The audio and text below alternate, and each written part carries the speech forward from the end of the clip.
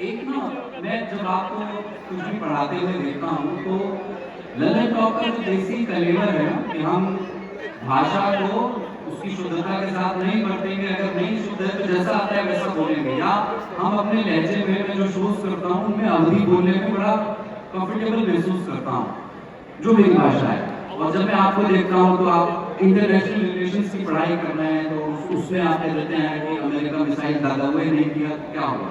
मुझे अच्छा लगता है क्योंकि आप अभी जैसे बात कर रहे थे देशज भाषा में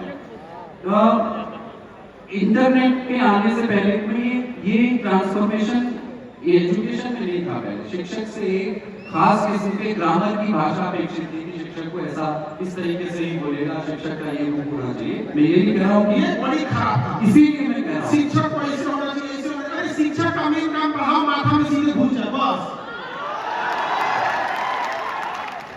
तो ये जो देशज भाषा का प्रयोग है, ये जब आपने एकदम जब पढ़ाना शुरू किया था उसके साथ ही ये आपके भीतर था, या फिर आपने ये पाया कि लोग बच्चे ज्यादा रिलेट कर पा रहे हैं जब मैं से पढ़ा रहा हूँ और फिर इसको अपने स्टाइल के तौर पर डेवलप किया।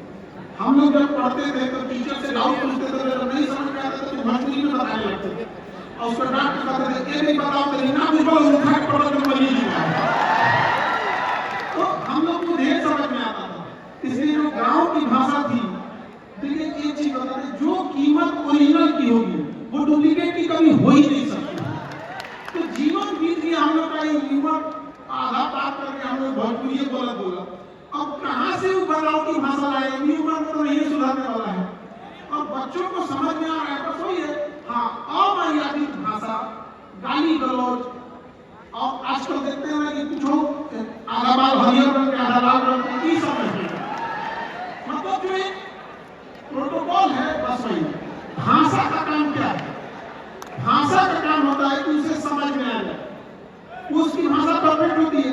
एक छोटा बच्चा की भाषा उसकी माँ समझ जाती है, तो शिक्षक की भाषा ऐसी होनी चाहिए कि बच्चे समझ जाए और कमजोर से कमजोर बच्चों को समझ में आ जाए। जब कमजोर बच्चा समझ जाता है ना, उसके चेहरे पे एक अलग सी मुस्कुराहट होती है जो एक शिक्षक देख के समझ जाता है कि समझ गया है टॉपिक को पूरा। क्लासरूम में